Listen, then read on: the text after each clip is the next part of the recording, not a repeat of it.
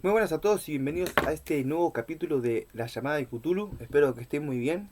Perdón por estar siempre en cuero, pero donde vivo hace muchísimo calor. Este cuarto es 2x2 literal, así que no corre ni oxígeno. Así que perdón, pero no me queda otra.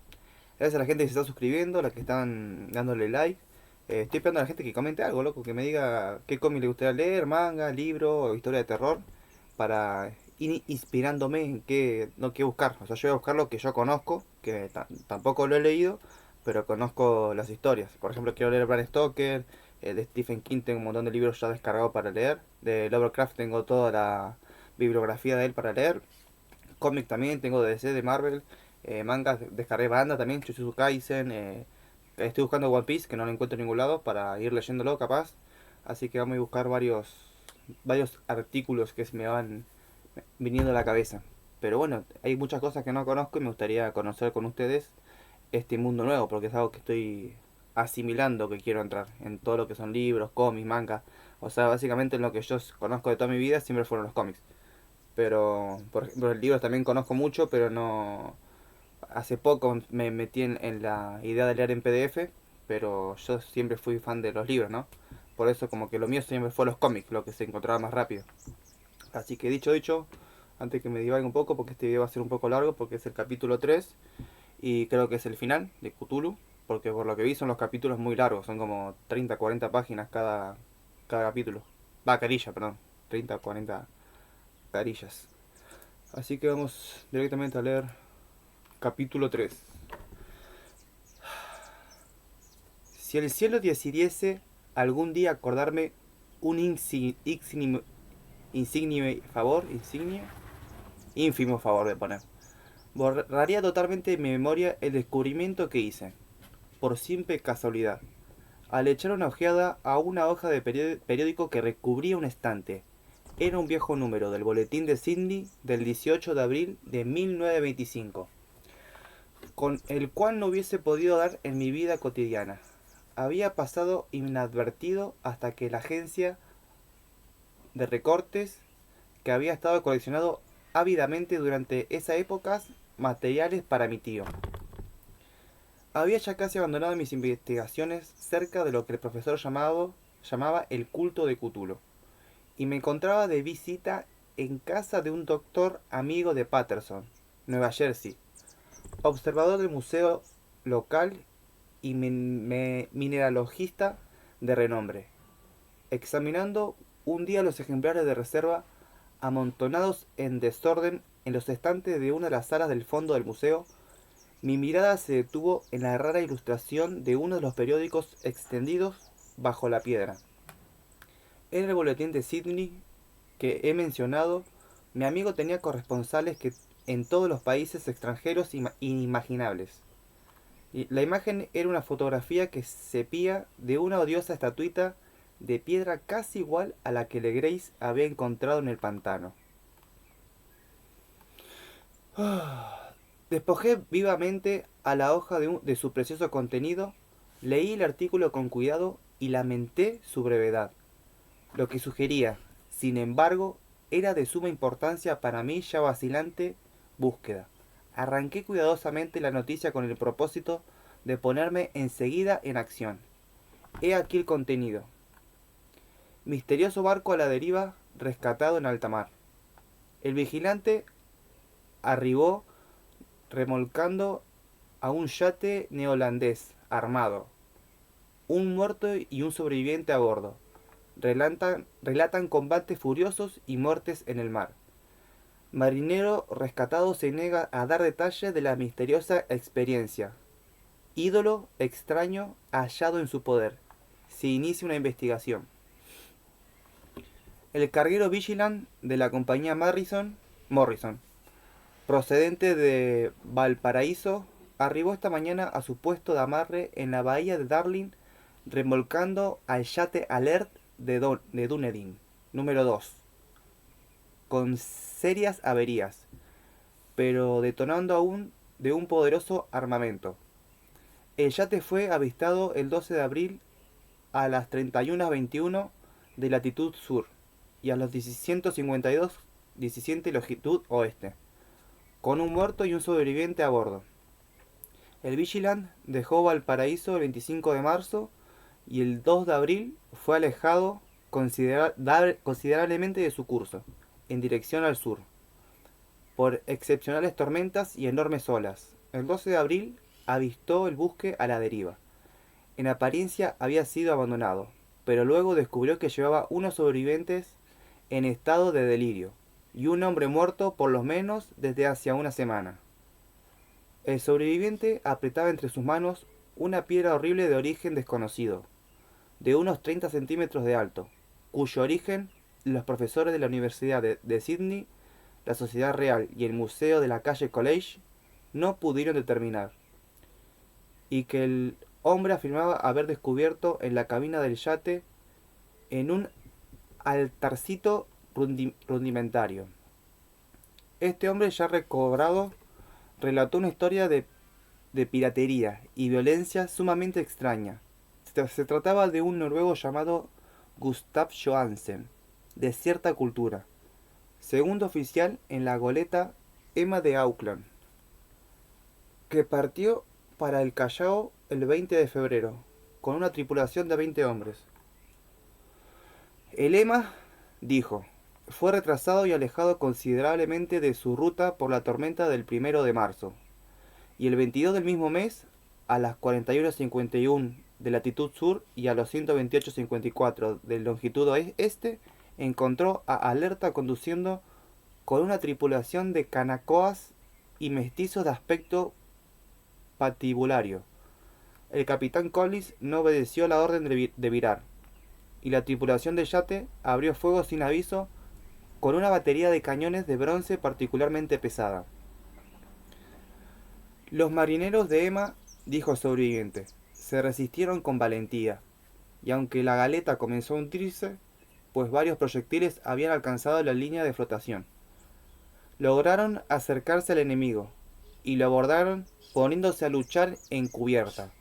Como los tripulantes del yate combatían de un modo torpe y cruel, tuvieron que matarlos a todos. 3 de los hombres de Lema, incluso el capitán Collins y el primer oficial Gray, murieron, y los 8 restantes, bajo el mando del segundo oficial, Johansen, se pusieron a navegar a la dirección seguida originalmente por el yate, a fin de descubrir por qué motivos se le había ordenado cambiar el rumbo. Al día siguiente desembarcaron en una islita que no figuraba en ningún mapa. 6 de los hombres murieron allí, aunque Johansen se mostró particularmente reticente a este respecto, y dijo que había caído en una grieta entre las rocas. Más tarde parece Johansen y su compañero volvieron al yate, y trataron de hacerlo navegar, pero fueron vencidos por la tormenta del 2 de abril. Desde ese día hasta el 12 de abril, fecha en que fue recogido por el Vigilant, Johansen no recuerda nada, ni siquiera cuando murió su compañero William Brady. La muerte no se debió aparentemente a otra causa que a privaciones. Cables procedentes de Dunedin informan que el Alert estaba muy conocido como barco de carga y tenía muy mala reputación.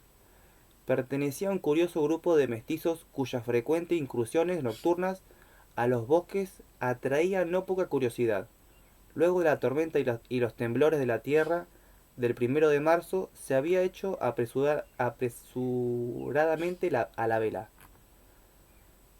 Nuestro corresponsal en Auckland afirma que Lema y sus tripulantes grababan de una excelente reputación y que Johansen es un hombre digno de toda confianza. El almirante va a iniciar una investigación sobre este asunto, durante la cual se tratará de convencer a Johansen para que hable más libremente. Esto era todo, además de la diabólica imagen, pero qué pensamiento despertó en mi mente. Estas nuevas y preciosas noticias acerca del culto de Cthulhu probaban que éste tenía fieles seguidores tanto en el mar como en la tierra. ¿Qué motivo había impulsado a la híbrida tripulación a ordenar el regreso de Emma mientras navegaban con su ídolo? Esta isla desconocida era aquella en que había muerto 6 de los tripulantes, acerca del cual el contramaestre Johansen se mostraba tan resistente. ¿Qué resultaba que había tenido la investigación del almiratazgo y que se debía del odioso culto de Dunedin? Y lo más extraordinario, qué profunda y natural relación de hecho era que éste daba una significación maligna e innegable a los sucesos tan cuidadosamente anotados por mi tío. El 1 de marzo, el 28 de febrero, de acuerdo con el uso horario internacional, se había producido una tormenta y un terremoto. El Alert y su mal encarada tripulación habían dejado rápidamente Dunedin, como obedeciendo un imperioso llamado. Y en el otro extremo de la tierra poeta y artistas habían comenzado a soñar con una ciclopea ciudad submarina, mientras un joven escultor modelaba en sueños la forma terrible de Cthulhu. El 23 de marzo la tripulación del Emma desembarca en una isla desconocida, perdiendo allí 6 hombres. Y en esa misma fecha los sueños de algunas personas alcanzaron su mayor intensidad y se oscurecieron con el terror de un monstruo maligno y gigantesco, mientras un arquitecto se volvía loco y un escultor caía presa del delirio. ¿Y, y qué pensar de esa tormenta del 2 de abril, fecha en que cesaron todos los sueños de la ciudad sumergida, y Wilcox salió indemne de aquella fiebre extraña? ¿Qué pensar, igualmente, de aquellas alusiones del viejo Castro a los antiguos venidos de las estrellas, y a su reino próximo, y a su culto, y a su gobierno de los sueños? Estaba balanceándome en el borde de un abismo de horrores cósmicos, insoportables para un ser humano. En todo caso no afectaron sino a la mente, pues el 2 de abril puse término de algún modo a, a las monstruosas amenazas que había sitiado el alma de los hombres. Aquella tarde, luego de haber pasado el día enviando telegramas y haciendo urgentes preparativos, me despedí de mi huésped y tomé un tren para San Francisco. En menos de un mes llegué a Dunedin, donde sin embargo descubrí que se sabía muy poco de los extraños miembros del culto que había vivido en los pasados marineras. El vagabundeo en los muelles era asunto demasiado común, y no valía la pena mencionarlo, pero algo oí, a propósito de una expedición terrestre realizada por estos mestizos, durante la cual se escuchó el débil golpear de unos tambores, y se vio un fuego rojo en las colinas lejanas. En Auckland me enteré que Johansen había vuelto a Sydney, donde acababa de someterle a un inútil interrogatorio, con el pelo totalmente cano, y que luego de vender su casita de la calle West, había regresado con su mujer a su viejo hogar, en Oslo. De su aventura no dijo a sus amigos más de lo que ya sabían los oficiales del almiratan, no, almirantazgo. Ahí está. Y todo lo que pudieron hacer fue darme una nueva dirección. Volví entonces a Sydney y hablé sin éxito con gente de mar y miembros de la corte. Vi el Alert en Circular Quay, en la bahía de Sydney, pero nada me reveló su casco. La imagen en cuclillas de cabeza del pulpo, cuerpo de dragón, alas escamosas y pedestal con jeroglíficos se conservaba en el museo de Heidi Park. La examiné con cuidado y descubrí que estaba exquisitamente labrada y tenía el mismo profundo misterio, terrible antigüedad y sobrenatural rareza de material que el ejemplar más pequeño del Grace. Para los geólogos, me dijo el conservador del museo, la estatua era un enigma monstruoso, y juraba que no había en el mundo una roca parecida. Recordé, estremecimiento, lo que había dicho el viejo Castro de Legreis a propósito de los primeros grandes antiguos. Vinieron de las estrellas y trajeron consigo sus imágenes. Profundamente perturbado, resolví visitar al oficial Johnson en Ols. Llegué a Londres. Me reembarqué enseguida para la capital de Noruega, y un día de otoño eché pie a tierra en un limpio desembarcadero a la sombra de Egeberg. La casa de Johansen, descubrí, estaba situada en la ciudad vieja del rey de Harold Hardrada, que había conservado el nombre de Oslo durante los siglos en que la ciudad principal adoptara el nombre de Cristiania. Hice el corto viaje en un taxi y golpeé con el corazón tembloroso la puerta de una casa vieja y limpia de frente enyesado. Salió a recibirme una mujer de cara triste, vestida de negro, quien me comunicó en un inglés vacilante que Gustav Johansen no era ya de este mundo.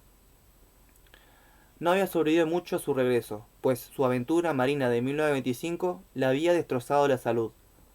La mujer no sabía más que el público, pero Johansen había dejado un largo manuscrito que trataba asuntos técnicos, escrito en inglés, con la intención manifiesta de que su esposa no lo entendiese.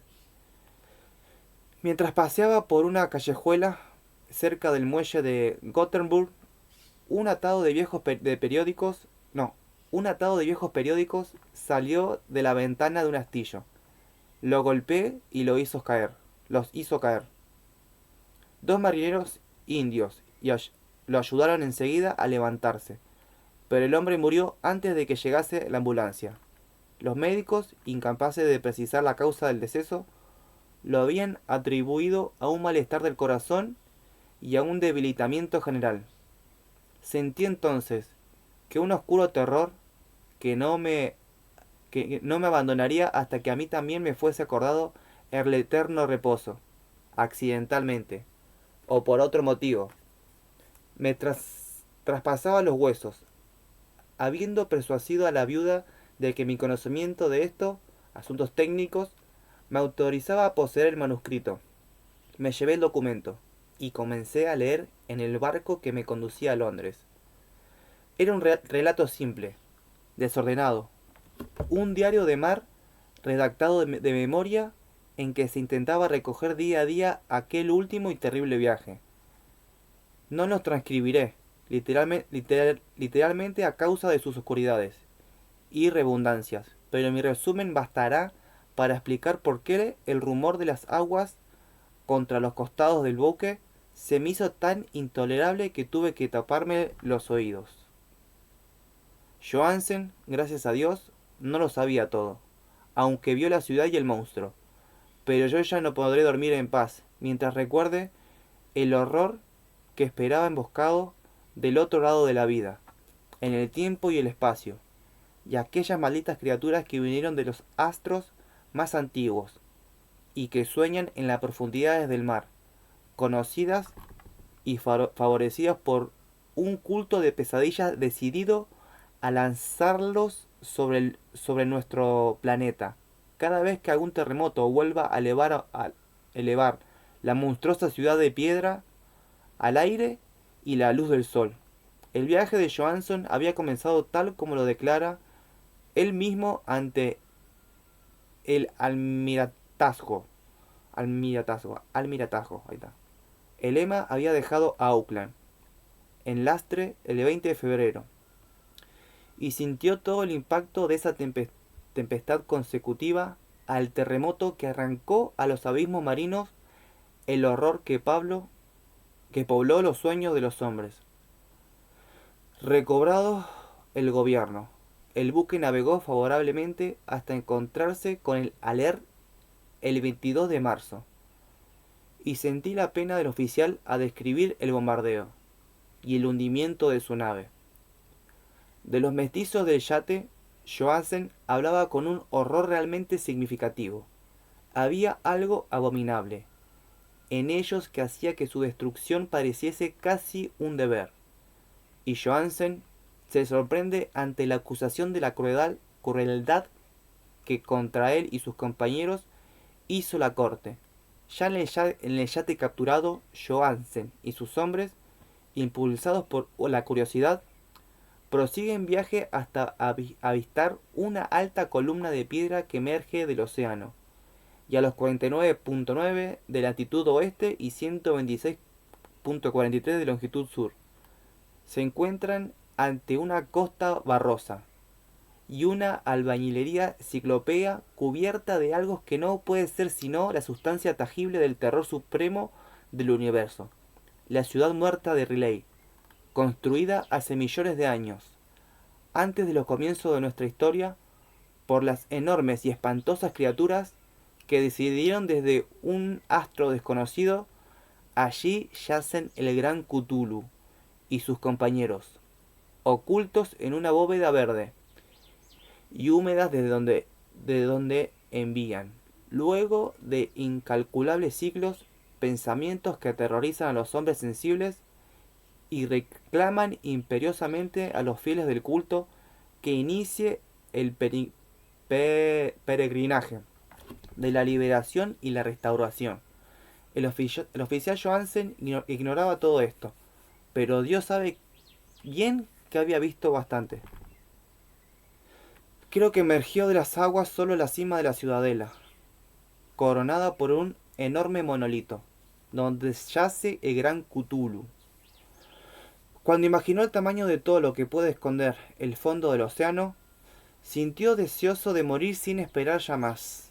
Johansen y sus hombres se sintieron aterrados ante la majestad cósmica de esta húmeda Babilonia, habitada por demonios, y debieron sospechar instintivamente que no pertenecía ni a este ni a ningún otro planeta similar.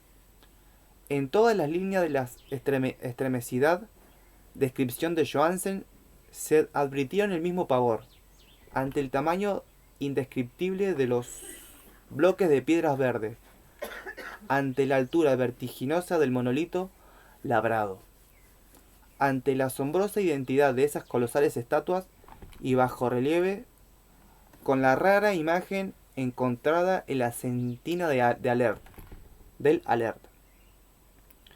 Sin conocer el futurismo, Johansen describe, al hablar de la ciudad, algo muy parecido a una obra futurista. En vez de referirse a una estructura definida, algún edificio, se reduce a hablar de vastos ángulos y superficies pétreas. Superficies demasiado grandes para ser de este mundo, y cubiertas por jeroglíficos e imágenes horribles. Mencionó estos ángulos pues me recuerdan los sueños que me relató Wilcox. El joven escultor afirmó que la geometría de la ciudad de sus sueños era anormal, no euclidiana, y que sugiriera esferas y dimensiones distintas distintas de las nuestras.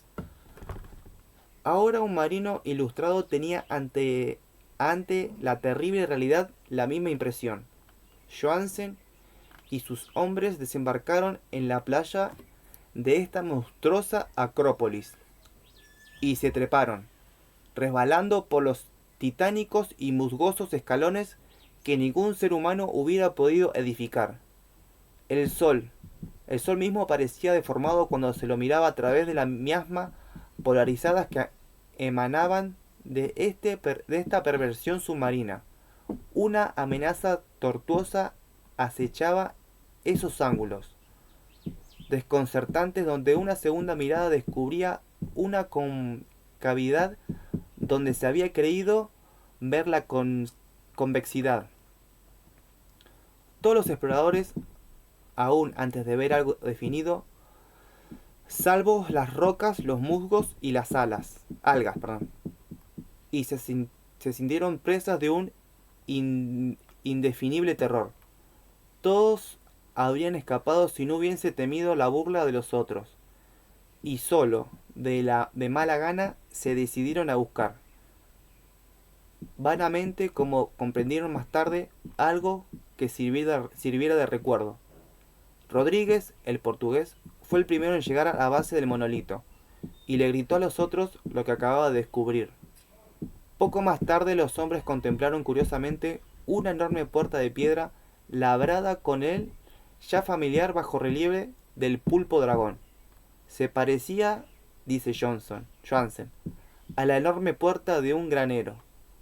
Todos vieron allí una puerta, ya que estaba encuadrada en un umbral, un dintel y dos montantes, pero nadie pudo decir si estaba situada horizontalmente, como la puerta de una trampa, o algo inclinada, como la puerta exterior de un altillo, como lo hubiese dicho Wilcox. La geometría del lugar era errónea. Uno no podía estar seguro de que el mar y el suelo fueran horizontales, de modo que la posición relativa de todo el resto parecía variar fantásticamente. Briden presionó sobre la piedra en diversos sitios sin resultado. Luego Donovan palpó con delicadeza los bordes, apretando separadamente cada punto. Subió con lentitud a lo largo de la grotesca moldura de piedra. Puede decidirse que subió si se admite que la puerta no era a fin y a cabo horizontal. Y los hombres se preguntaron, ¿cómo una puerta podía ser tan enorme? Al fin, muy suavemente, muy lentamente, la parte superior del panel comenzó a inclinarse hacia adentro, y todos vieron que la piedra se balanceaba. Donovan se deslizó, o trepó de algún modo, a lo largo de uno de los montantes, y los hombres se pusieron a observar el curioso retroceso de la puerta monstruosa. En este fantástico mundo de deformaciones prismáticas, las piedras se desplazaban anormalmente en diagonal, despreciando todas las leyes de la materia y la perspectiva. La abertura mostraba una oscuridad casi material. Estas tinieblas tenían realmente una cualidad positiva, pues ocultaban ángulos, algunas partes de las paredes interiores que debían ser visibles. Al fin surgió de aquella cárcel milenaria algo así como una humareda que oscureció la luz del sol mientras se elevaba hacia el cielo. Empequeñecido y arrogado, con la ayuda de sus alas membranosas, el olor que salía de aquellos abismos recién abiertos era insoportable, y Hawkins, que tenía el oído fino, creyó oír allá abajo un sonido chapoteante e inmundo. Todos escucharon, y todos escuchaban aún cuando el monstruo se hizo visible, babeando y apretando su inmensidad verde y gelatinosa, a través de la tenebrosa abertura, hasta elevarse pesadamente en el aire corrompido de aquella ciudad de pesadilla. La letra del pobre Johansen, que apenas inteligibles en esta parte. De los 6 hombres que nunca llegaron al barco, creo que 2 murieron simplemente de miedo en aquel instante maldito. El monstruo está más allá de toda posible descripción. No hay lenguaje aplicable a este abismo de horror inmemorial, a esa pavorosa contradicción de todas las leyes de la materia, la fuerza y el orden cósmico, una montaña que caminaba. Dios, puede extrañar que en el otro lado de la tierra enloqueciese un gran arquitecto, y en aquel telepático instante la fiebre devorará al pobre Wilcox. El monstruo de los ídolos, el verde y viscoso demonio venido de otro astro, había despertado para reclamar sus derechos. Las estrellas eran otra vez favorables, y lo que un viejo culto no había podido lograr por su voluntad, un puñado de inocentes marineros lo hacía por accidente. Luego de millones y millones de años, el gran Cthulhu era libre otra vez. 3 hombres fueron barridos por aquellas patas membranosas, antes que nadie tuviese tiempo de volverse. Que descansen en paz. Si hay alguien descansando en el universo, era Donovan, Guerrera y Armstrong. Parker rebaló mientras los otros 3 sobrevivientes se precipitaron frenéticamente en un escenario infinito de rocas verdosas. Johansen jura que fue absorbido hacia arriba por un ángulo que no debía estar allí, un ángulo agudo, que se había comportado como si fuese obtuso.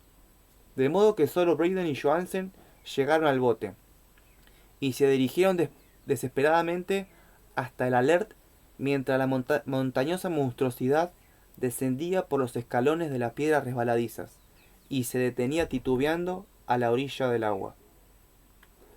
Las calderas habían quedado funcionando a pesar de que todos habían bajado a tierra, y bastaron unos pocos segundos de frenéticos corridas entre ruedas y motores para poner en marcha el Alert. Lentamente, entre los horrores distorsionados de esa escena indescriptible, la hélice comenzó a golpear las aguas. Mientras tanto, en la costa mortal sobre aquellas construcciones que no era de este mundo, el monstruo gigantesco, venido de las estrellas, emitía unos gritos inarticulados, como polífemos, al maldecir el veloz navío de Ulises. Enseguida, con más audacia que los cíclopes de la leyenda, el gran Cthulhu penetró en las aguas e inició la persecución con golpes que levantaron enormes olas. Brayden volvió a la vista y enloqueció.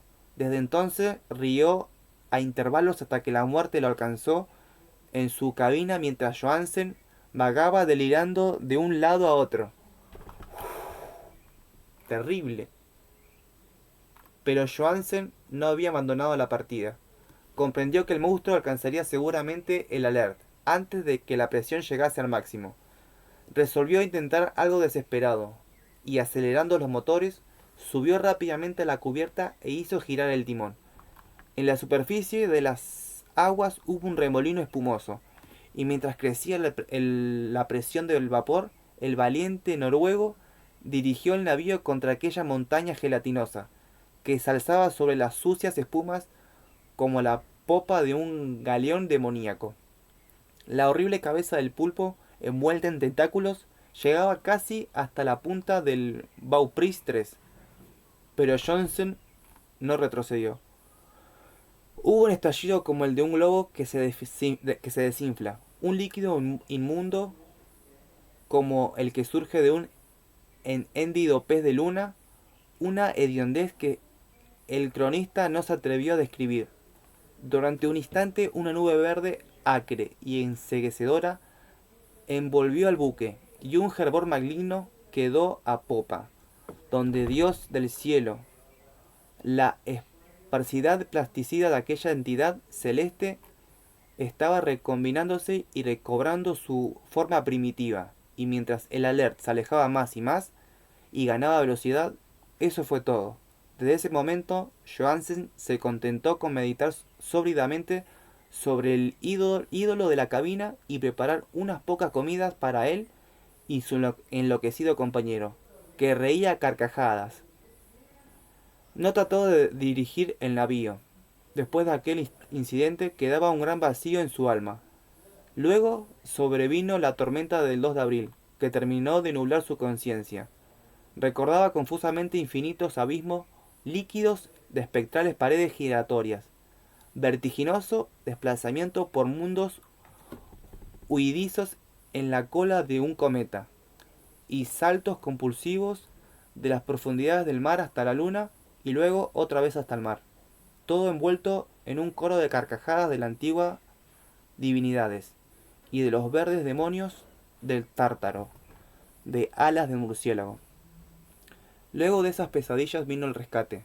El Vigilant, el tribunal del almiratazgo, las calles de Dunedin y el largo viaje de retorno a la casa natal junto a Elber. Nada podía contar, pasaría por loco. Lo escribiría todo antes de morir, pero su mujer no debería sospechar nada. La muerte sería para él beneficiosa solo si se borraban los recuerdos.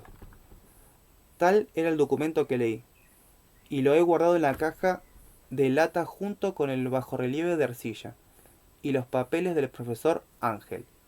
Incluiré este relato, esta prueba de mi propia cordura, donde se ha unido lo que espero que nunca volverá a unirse. He contemplado todo lo que el universo puede haber de horroroso, y aún los cielos de la primavera y las flores del verano me parecerán desde ahora impregnados de veneno. pero creo que viva mucho. Como desaparecieron mi tío y el pobre Johansen, así desapareceré yo. Conozco demasiado y el culto todavía existe. Cthulhu existe también, supongo. En este refugio de piedra que le sirve de abrigo desde que el sol era joven, su ciudad maldita se ha hundido otra vez, pues el Vigilant navegó por aquel lugar después de la tormenta de abril, pero sus ministros en la tierra bailan aún, y cantan y matan en lugares aislados, alrededor de monolitos de piedras coronados de imágenes. Cthulhu tuvo que haber sido atrapado por los abismos submarinos, pues si no, el mundo gritaría ahora de horror. ¿Quién conoce el fin? Lo que ha surgido ahora puede hundirse, y lo que se ha hundido puede surgir. La abominación espera, y sueña en las profundidades del mar, y sobre las vacilantes ciudades de los hombres flota la destrucción. Llegará el día, pero no debo ni puedo pensarlo. Ruego que si no sobrevivo a este manuscrito, mis ejecutores testamentarios cuiden de que la prudencia sea mayor que la audacia e impidan que caigan bajo otros ojos.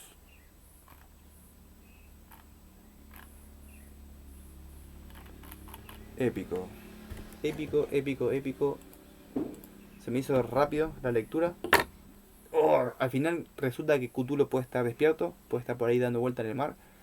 Y yo pensé que iba a haber un asesinato de la criatura o no, queda todo como una intriga, como que fue liberada, o puede estar durmiendo, o puede estar haciendo lo que se le cante el tujes. Así que, bueno, me gustan los finales abiertos, aunque nunca vamos a enterar qué pasó con la criatura, o quizás sí. Ah, gracias a todos los que están viendo los videos, recuerden darle like, suscribirse por favor, y comentar qué historia de terror quieren que leamos en la próxima. Les mando un muy fuerte abrazo y que anden muy bien.